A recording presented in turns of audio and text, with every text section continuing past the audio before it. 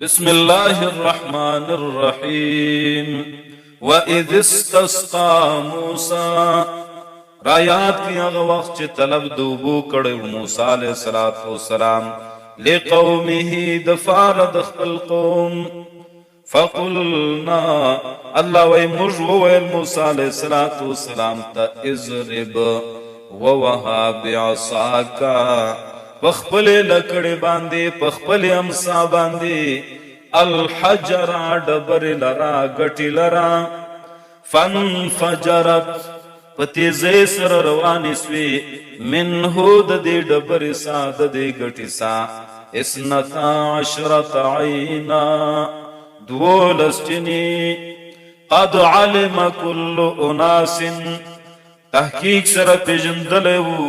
کل اناس طول خلقو مشربهم زائد ابوچ شلوخ پل کلو اللہ وی مج بنی اسرائیلو تویل خرائی وشربو چشی من رزق اللہ داللہ در رزق سا ولا تعصو مگر زی فی الارض پا ملک داللہ کی مفسدین پسات ان کی پکولو دبید نئی سرا وَإِذْ قُلْتُمْ رایات کی آغا وقت چتی ویلیو موسیٰ علیہ السلام تا یا موسیٰ اے موسیٰ علیہ السلام لن نصبرا ہج کلا مر صبر نکو علا طعام واحد پیو قسم خوراک باندی فادع لنا تسوال وکز مرد پارا ربکا دخپل ربسا یخرج لنا چراو باسی و مرشتا مما دہغتسا تنبت الارضو چرا زرغنی امزکی من بقلها سبزید دیمزکی وقصائها بادرند دیمزکی وفومها غنم اور وجاد دیمزکی وعدسها دال د دیمزکی وبصلها فیاز د دیمزکی قالوا ان اللحفاق دی بنی اسرائیل تا اتستبدلون آیاتی پا بدل کی غاڑے اللذی حغشے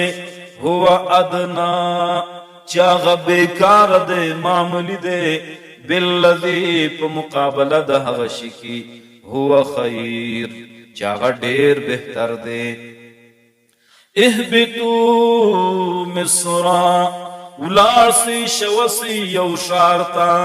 فَإِنَّ لَكُمْ یقیناً یبستے دفارا ما حغشان سألتم چتے غاڑے وَضُرِبَتْ عَلَيْهِمْ مقرر کرل سوپ دے بنی اسرائیل باندے الزلت زلت رسوائی خواری اوستڑے والے والمسکنت او دزڑ مسکنت دزڑ غریبی دزڑ فقیری وباؤ اختص والدا بنی اسرائیل بغضب من اللہ فقہر او غضب دا اللہ باندی ذالک دا سزا بنی اسرائیل تا بے انہم وسبب دی چی دا بنی اسرائیل کانو دا بنی اسرائیل یکفرون انکار کاوے بی آیات اللہ دایاتنو دا اللہ سا ویقتلون النبیین اور وجلے پیغمبران لرا بغیر الحق بغیر دت جرما بغیر الحق فنا حق سرا ذالک دا وجلد دے بنی اسرائیلو پیغمبران لرا بما عصوا فسبب دی چ دینا فرمانو وکانو یعتدون او دا بنی اسرائیل در حد زیاد تجاوز کون کی وکانو ودا بنی اسرائیل یعتدون تجاوز کون کی دا اللہ دا قانون سا